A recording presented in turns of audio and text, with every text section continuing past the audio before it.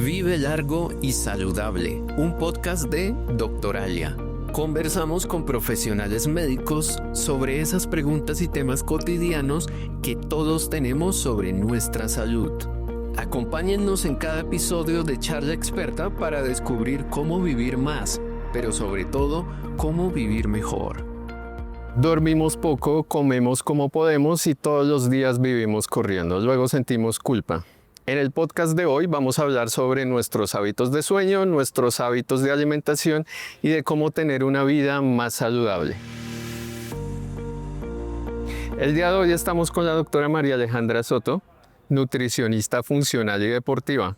Doctora, bienvenida. Muchas gracias por estar aquí. Hola, Cristian, ¿cómo estás? Para mí es un placer la invitación que ustedes me hacen el día de hoy para hablar de este tema que es tan interesante.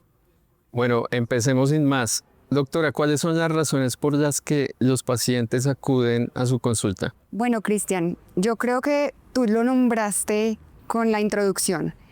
Tengo muchos pacientes que consultan por fatiga, porque no logran dormir bien, porque tienen una vida demasiado agitada. Entonces creo que vivimos con una presión social muy grande que vemos en redes sociales, que tenemos que dormir perfecto, que tenemos que tener una alimentación perfecta, hacer actividad física todos los días, 2-3 horas. Entonces esta presión es la que lleva muchas veces a los pacientes a pedir ayuda y a decir, tengo mucho trabajo, necesito ser mamá, tener una familia estable, trabajar, ser exitoso, pero además comer saludable, hacer ejercicio y hacer todo esto al tiempo.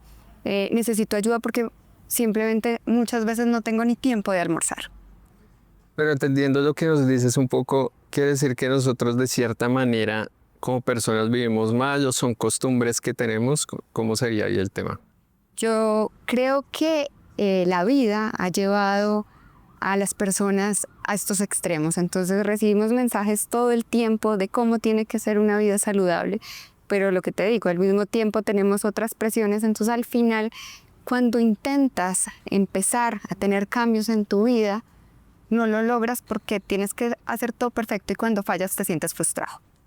Pero tú decías algo ahí muy importante, doctora, y es que recibimos presiones para tener una vida saludable, pero ¿qué sería tener una vida saludable?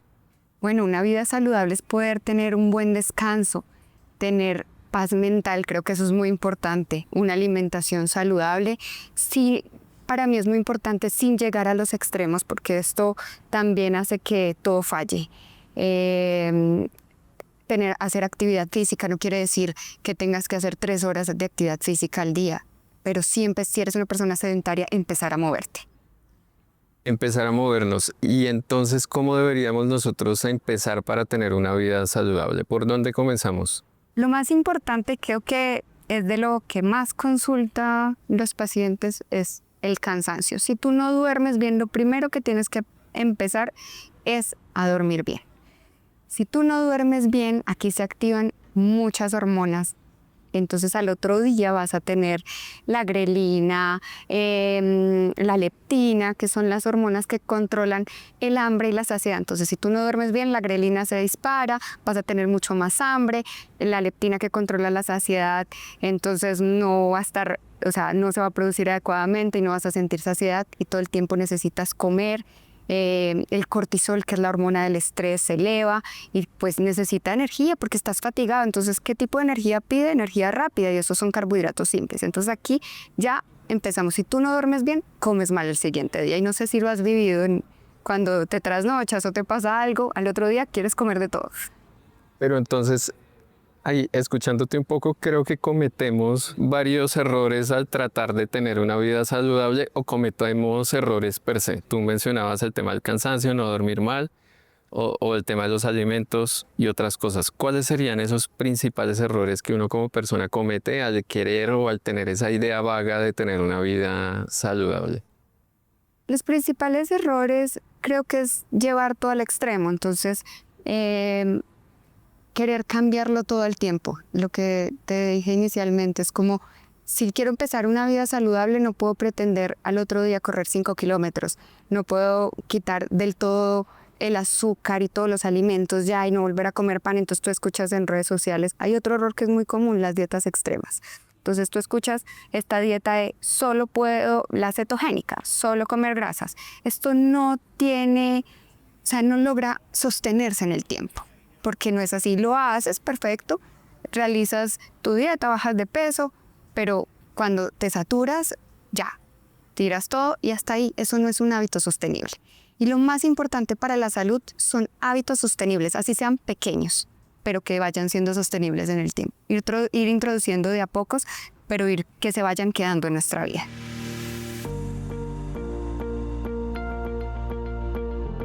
Ok, tú mencionas algo importante, yo creo que también es muy bueno recalcarlo, y es: nosotros estamos expuestos a mucha información, a muchos contenidos todo el tiempo, y lo que tú decías ahorita, estas tendencias como la dieta cetogénica, que uno pues ve contenidos, incluso uno ve profesionales hablando del tema, pero ¿qué tipo de cuidado deberíamos tener nosotros al ver esos contenidos como para no empezar a hacer cosas que más bien no son sanas, sino todo lo contrario?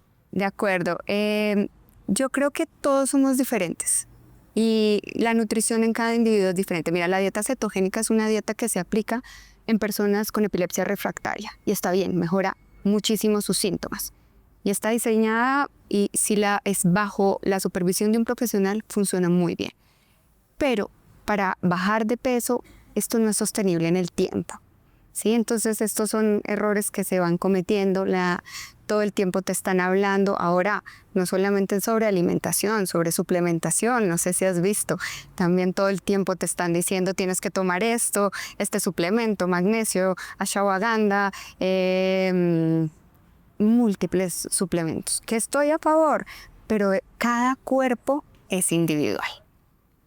Ahorita que decías esto de los suplementos, ¿hay una moda de las vitaminas o es De percepción? Sí, hay una moda y yo trabajo mucho con ellas, claro, es mi campo y sí hay momentos en que las necesitamos.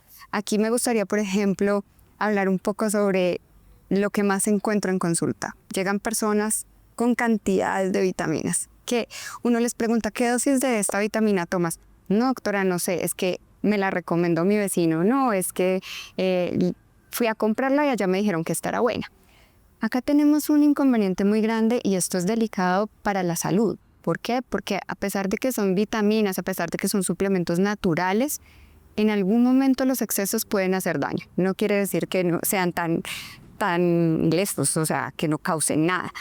Por ejemplo, la vitamina D. A mi consulta llegan muchas personas con suplementación de vitamina D y está bien, vivimos en Bogotá, que es una ciudad fría, donde nuestra principal fuente de vitamina D es el sol. Y pues nos ponemos bloqueador, nos ponemos saco, entonces no hay por dónde entre la vitamina D y el déficit sí es muy alto en Bogotá. Sin embargo, para iniciar una suplementación con vitamina D debemos estar seguros que está baja, porque esto es una vitamina liposoluble, que si estás tomando y la vitamina ya está bien, no necesitas, puedes terminar haciendo toxicidad. En vez de un bien, terminas haciendo un mal.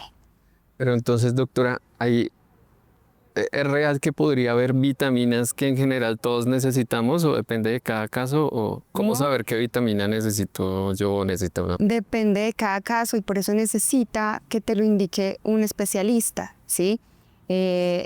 Para eso hay exámenes que se pueden tomar y ver si están bajos, si lo necesitas, o con un examen clínico y ver si de verdad estás teniendo síntomas que puedan ser debidos a una deficiencia de una vitamina. No solamente lo que te decía, no solo son las vitaminas, es todo, es el suplementarse sin una correcta información de un profesional.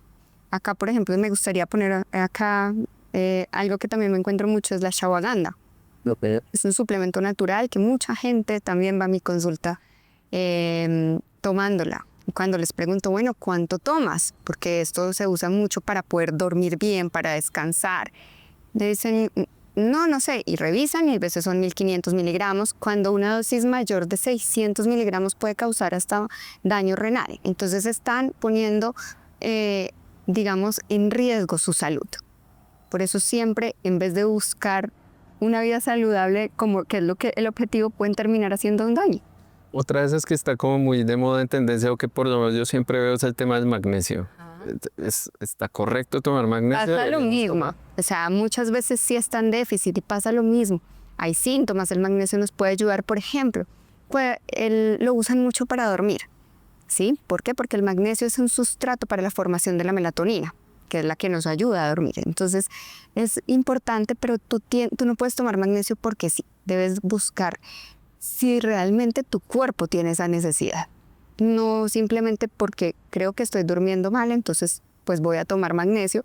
O además, hay muchos tipos de magnesio. Hay citrato de magnesio, glicinato de magnesio, treonato de magnesio, y cada uno va enfocado en algo diferente. Ejemplo, el treonato de magnesio está más enfocado en mejorar concentración, es el único que logra pasar la barrera hematoencefálica, también logra mejorar el sueño, pero este tiene este enfoque. El citrato de magnesio mejora un poco más la digestión, también ayuda a mejorar el sueño, pero cada uno tiene una función. No te puedes suplementar el que tú creas que es mejor.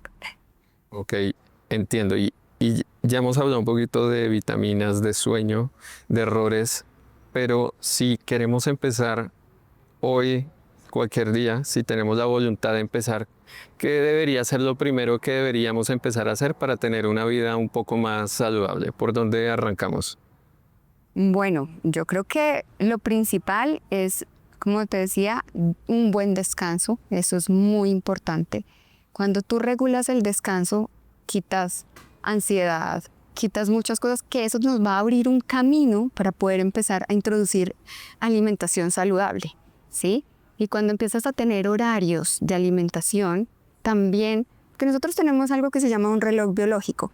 El reloj biológico es como lo que nos va orientando el cuerpo que se tiene que activar, pero si tú eres desordenado, pues ese reloj biológico se descontrola. Entonces, digamos, ese reloj biológico nos indica que la digestión en el día debe ser más efectiva, debe ser mucho mejor, pero en la noche la digestión deja de ser tan efectiva y ya entra el cuerpo en reparación, el sistema inmune empieza a reforzarse, empiezan a ver el sueño, a la producción de la melatonina. Entonces, digamos que también tener estos horarios es importante. Entonces es una cadena. Si tú duermes bien, se me quitan los antojos, empiezo a crear horarios y ahí voy empezando a introducir hábitos. Pero deben ser paso a paso para que sean sostenibles en el tiempo.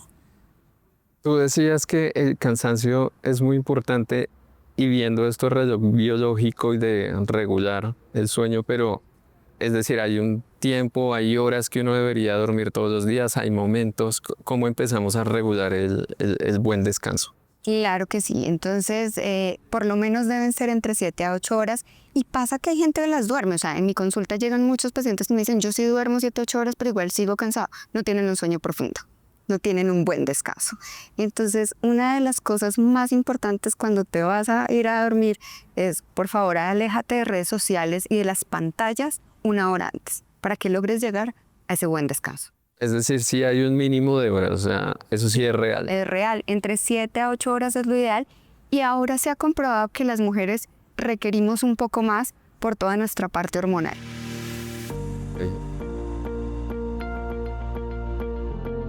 Buenísimo. Ese dato es interesante porque a veces también el tema de las horas de sueño como que se vuelve un mito, nos dicen, y sobre todo también porque hay personas que tienen esos hábitos y tal vez duermen menos horas de lo recomendable, pero creen que con eso es suficiente.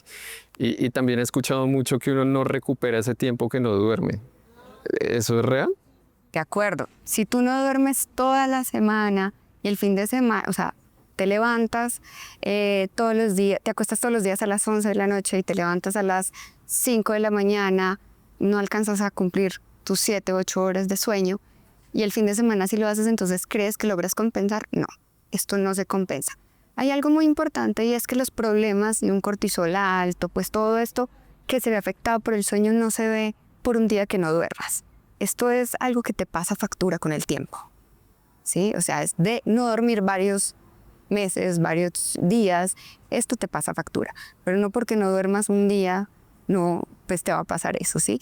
Pero si es algo rutinario, todas las semanas no duermes bien y crees que compensas el fin de semana, no funciona así. Ok, y digamos que ya empezamos a practicar estos buenos hábitos del sueño. ¿Qué viene después de la regulación de sueño, la alimentación cuando entra? Es importante, entonces ahí, claro, como ya regulas el sueño, lo que les explicaba, regulas hormonas que van a hacer que puedas tener mayor control sobre tu alimentación. Y acá puedes entrar ya a empezar a hacer cambios positivos, bueno, voy a dejar, como ya no te dan ganas de azúcares simples todo el tiempo porque eso genera el mal sueño, entonces bueno, voy a empezar a cambiar, todos los días me como un dulce, entonces voy a cambiar ese dulce por un azúcar más natural, como una fruta, voy a empezar a hacer cambios todos los días y esto se va adquiriendo.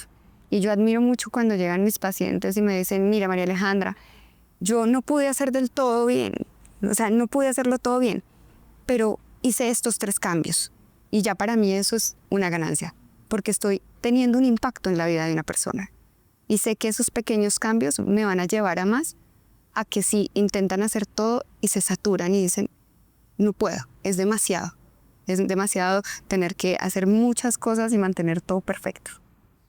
¿Y cuáles serían, ahorita que hablabas de reloj biológico, entonces también hay horarios para la alimentación? Sí, de acuerdo. Entonces, pues el reloj biológico, pues lo más importante es que nos muestra dónde hay la digestión está, digamos, mejor preparada, para decirlo así. Entonces, lo ideal sería un desayuno entre 8 y 9 de la mañana, un almuerzo entre 12 y 2 de la tarde y una comida entre 4 y 6 de la tarde. Eso sería lo ideal.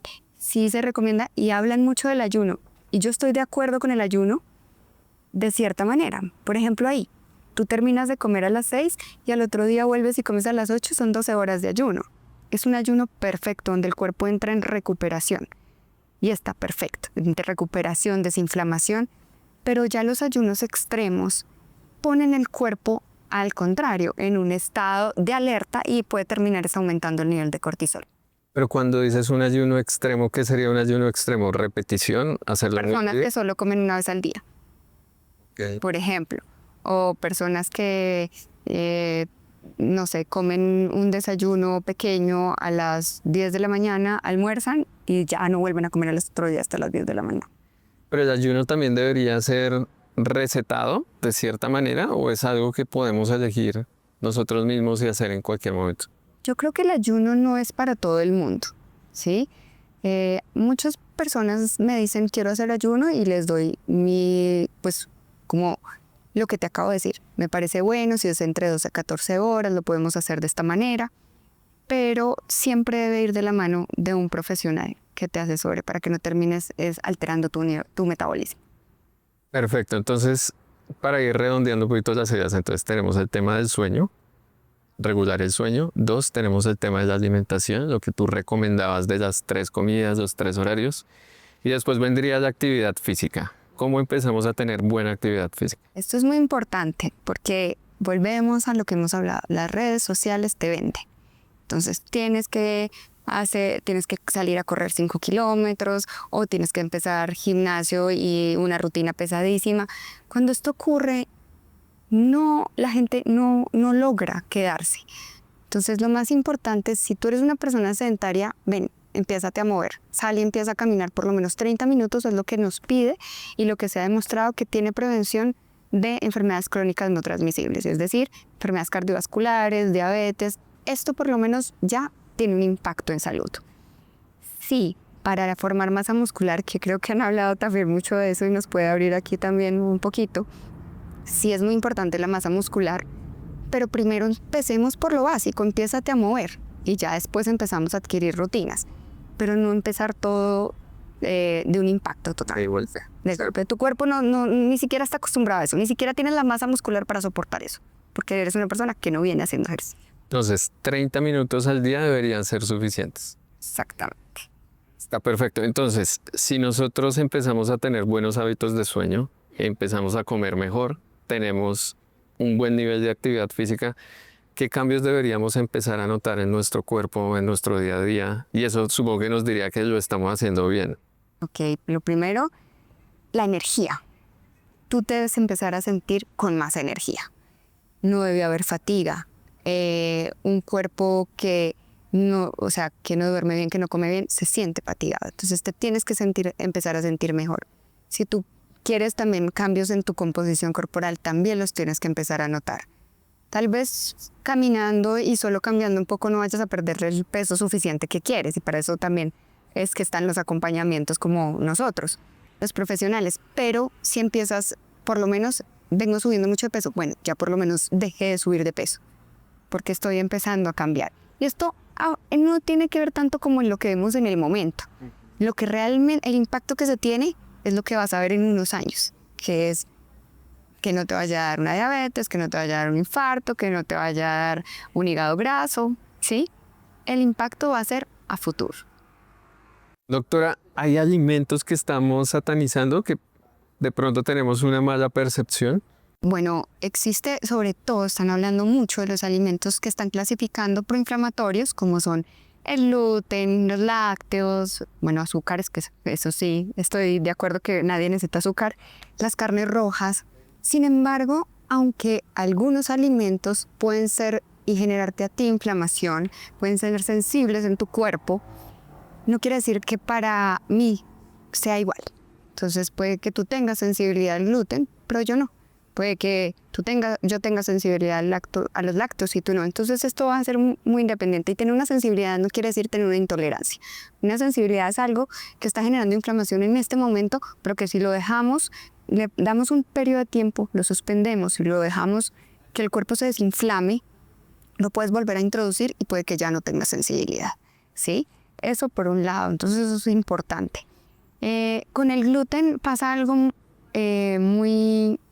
y es uno de los que más han marcado como un alimento malo, ¿cierto? Cierto. Y en parte hay algo que influye y es cómo, por ejemplo, los panes, el trigo, todo esto ha sido modificado con el tiempo. Seguramente el gluten de hace muchos años no nos caería mal, pero ahora cuando comes un gluten que ha sido modificado de tantas maneras, pues seguramente el intestino ya no puede digerirlo adecuadamente. Ahorita mencionabas los lácteos. Uno de adulto debería tomar lácteos porque también dicen que uno de adulto ya no debería tomar leche.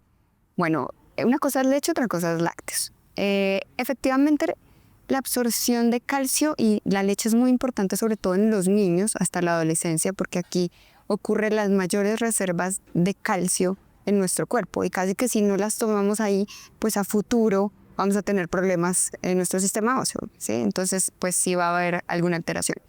De adulto, el lácteo es un alimento que tiene buena proteína. Si lo buscamos que no sea, que sea descremado, pues encontramos un lácteo que no nos va a aportar grasas saturadas ni nada, sino que es un buen alimento. Pero muchas personas no lo toleran y eso hay que entenderlo. Y pues si ya para ti la digestión no está bien, pues no es que se necesita la leche. Podemos obtener esa proteína de otras fuentes, ¿sí? Que es muy importante saber para cada individuo qué es lo que le beneficia, qué alimentos, si de verdad tú lo tienes que quitar o no lo tienes que quitar. Los lácteos en sí, ya ahí abarcamos un poco más, que es yogures y kumis. Estos vienen ya de un proceso de la leche, donde, por ejemplo, el yogur, el kefir han sido fermentados y por el contrario pueden ejercer un beneficio en nuestro organismo por medio de los probióticos que van a llegar a nuestro intestino y van a, digamos, a mejorar y ayudar a esta flora intestinal, que son todos esos microorganismos que tenemos que cumplen muchísimas funciones. Yo siento que también a las carnes rojas les damos mucho palo. ¿Qué tan buenas o malas son?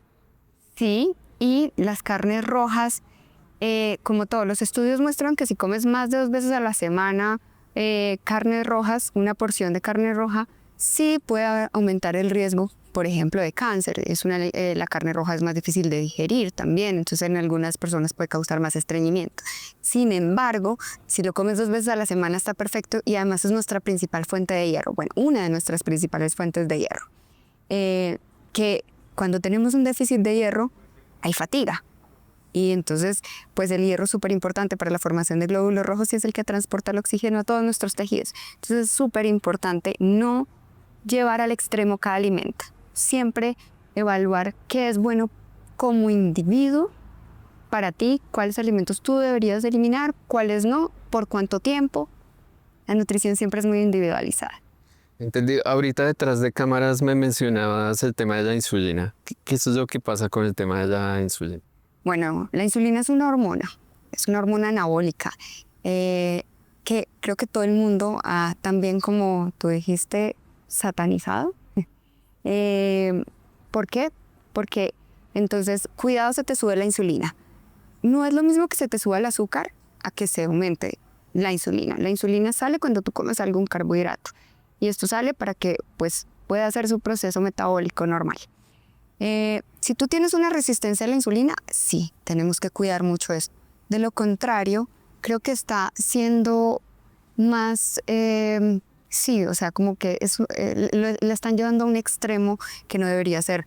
Si tú haces que tu insulina sales, comes carbohidratos complejos, que son como los ideales, arroz, papa, bueno, frutas, verduras, haces que tu proteína sea efectiva, ¿sí? Que esa proteína, por eso se llama una hormona anabólica, que esa proteína realmente pueda ir a convertir en masa muscular, ¿sí? Si tú no comes nada de carbohidratos y mantienes esa insulina sin que salga en ningún momento, que no se estimule, pues no vas a tener igual esa formación de músculo, porque es que esta es nuestra hormona anabólica. Todo el metabolismo va a cambiar.